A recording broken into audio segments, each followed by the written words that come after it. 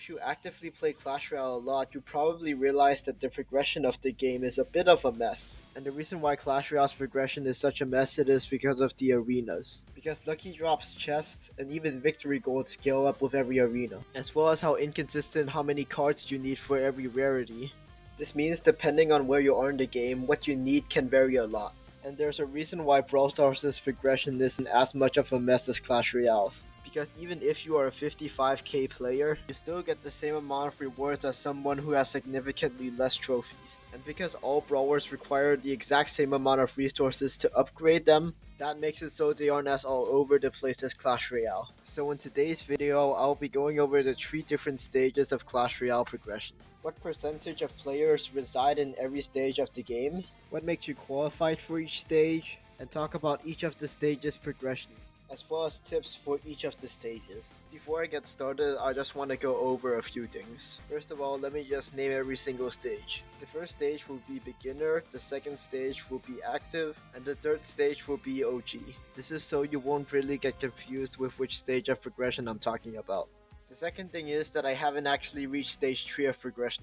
While it may sound like I'm not really qualified to talk about this, I think I've watched enough videos of stage 3 of progression to get a full grasp on how it really works. And the third and final thing is that this will be based on free-to-play progression. While I'm not completely free-to-play, I've been free-to-play for most of the time I've been playing this game. Plus, I think there's a clear difference between getting a diamond pass and spending $1,000. But yet again, I'm only going to talk about the free-to-play side of things. Because if we talked about the 3 stages of pay to win in Clash Royale, this would be a completely different video. But I'm now done with the intro, so enjoy! Now let's start with the stage where every Clash Royale player starts their journey, the beginning. I would estimate that 65 to 75% of all Clash Royale players are at this stage of progression. As for what qualifies you as a beginner stage player, you have to be around 0 to 5,000 trophies, and the card levels for most of your cards in your card collection is usually between level 1 and level 10. And most players at this stage have usually played the game for under a year, so overall pretty low requirements. As for what players usually need the most at this stage of progression, they usually don't really need gold because every upgrade is really cheap. So they mainly need cards and wild cards. But wild cards are really important because they need to upgrade their entire deck. Now at this stage, most players don't really take the game seriously. These players usually play the game on the toilet, play the game because their friends are playing it, or they are dead accounts. Most of them are probably dead accounts. Now for most of you guys, 65 to 75% of Clash Royale players being at this stage of the game may be a bit too high. And I'm not gonna fault you for thinking that, because if you and your friends play this game a lot, you're probably already past stage 2. But remember, most players who play this game are casuals. And while there are a good amount of players that are above 5k, most of them are below 5k. But I think the reason why the number is closer to 3/4 than half of the player base, it is because I remember one time scrolling on Reddit, and then a post caught my attention, how many players are in a certain trophy range. And the graph showed that most players were around 2,000 to 3,500 trophies. Now, I can unfortunately not find the post, so I can't show you the image. So that's why I had to ask. AI. Now, I usually don't really like to use AI, but desperate times call for desperate measures. So I asked the AI where are most players' trophies in August of 2025. And the AI told me that most players are between Arena 6 and Arena 10. And guess which trophy range that is? 1,600 trophies to 3,000 trophies. So I was pretty much right on the money. And this isn't even accounting for Arena 1 to 5 and 11 to 15. So I hope I've proven to you why most players are at this stage of the game.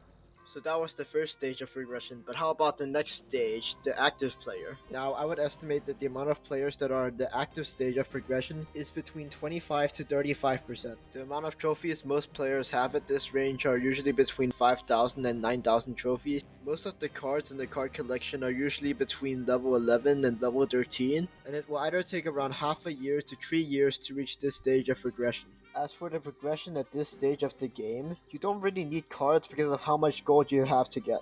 Like, I don't really understand the argument of Supercell giving us too much gold. I feel like the people that make this argument are the people that are already at stage 3 of progression. Because if you calculate the amount of gold you need to get for every card if you upgrade them to level 13 to 14, you need over 12 million gold. And that number is around 2.5x the max gold cap in the game. Keep in mind, that's just level 13 to 14. If we calculated the amount of gold we need to get for every card to level 10 to 14, we need 27,620,000 gold. That is more than 5.5x the maximum cap of gold. So I feel like the argument of us getting way too much gold is a bit over dramatized, because it's pretty clear to me that Stage 2 players need a lot of gold. As for wild cards, while they aren't as important as gold, they are still good because then you can get a bit of a start with Stage 3. Now in my opinion, the main thing that makes you qualified for hitting Stage 2, it is when you've got like 5 cards to upgrade and you don't have enough gold to upgrade one of them. That is when you will realize how much of a pain it will be to get enough gold to upgrade all your cards.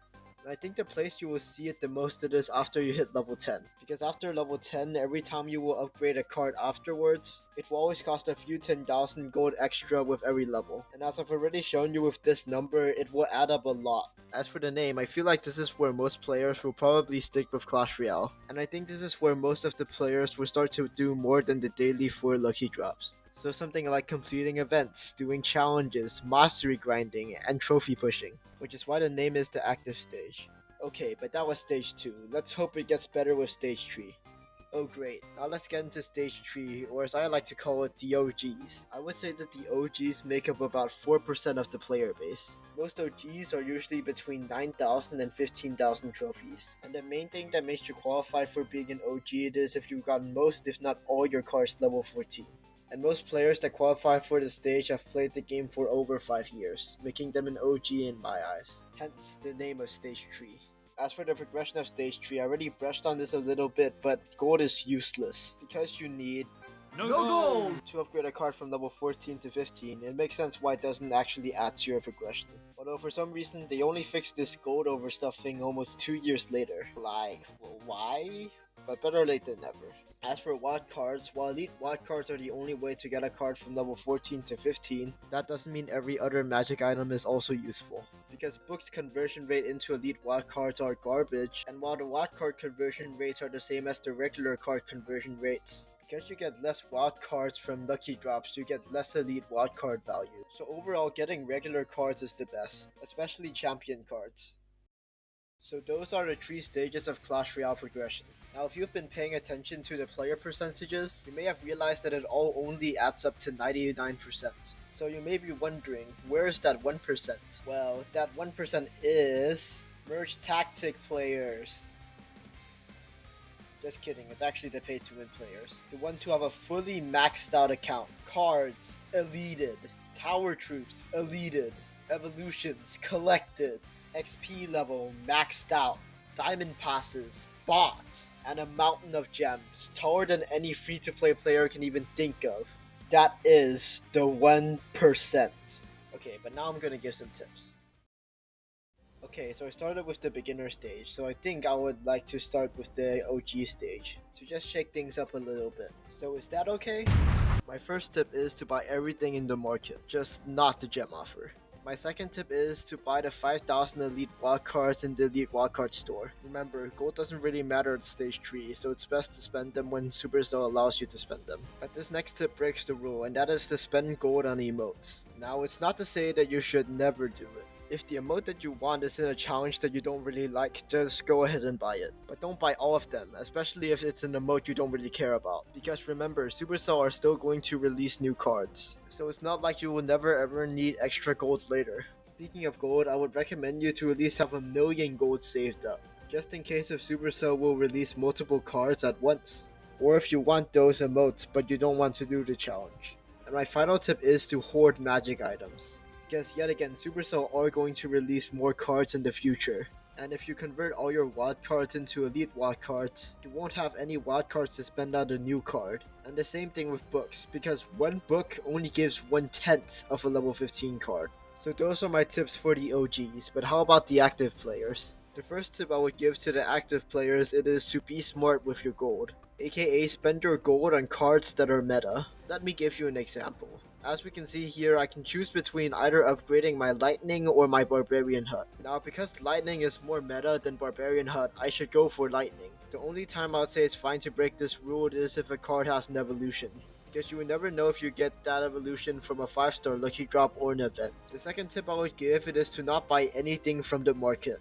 Well, except for the freebie, but other than that, nothing else. Remember, you need to get a lot of gold, so spending your gold on something you will need to spend more gold on later is a bit dumb. And the final tip is to not prioritize elite wildcards. If you already have a fully maxed out deck, you shouldn't go after elite wildcards. That means you shouldn't buy them from the shop. Remember, gold is the most important thing for the active stage, so prioritize that. Finally, we hit the early game, stage 1, the beginning. My first tip is to upgrade everything. Remember, gold at this stage is really easy to get. So whenever you get a card, upgrade it immediately. The main reason why you would want this is so you can get XP. Because you can upgrade all your cards really quickly, that means your king level will also go up really quickly. And your king tower level in the early stage is really important, because your king tower and tower princess cards will also upgrade, making them stronger.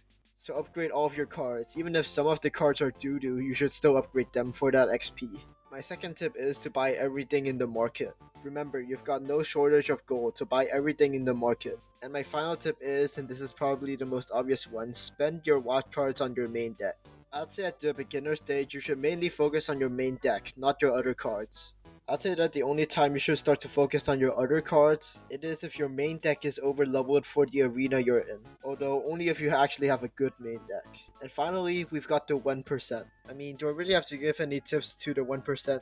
I mean, they've got the best tip of them all, the credit card. You know what, screw this entire video. Just go to your mom's closet and find her credit card. That is the best tip after all. So that was my video on the 3 stages of Clash Royale progression. While it may sound bad that the entire Clash Royale economy is segmented like this, I honestly think it's a great part of the game because it keeps things fresh the higher you go. Which is why I feel like most people dropped off of Brawl Stars really quickly, because it just feels like you're doing the same thing over and over again without any variation. And instead of trying to fix it by making a better progression system, they instead just gave us events. And while it did work in the short term, long term, not really. Although to be fair, Clash Royale's progression isn't either perfect, so it's fun to see if the developers either mess up or make the game better. But with that, thanks for watching this video and I'll see you guys next time.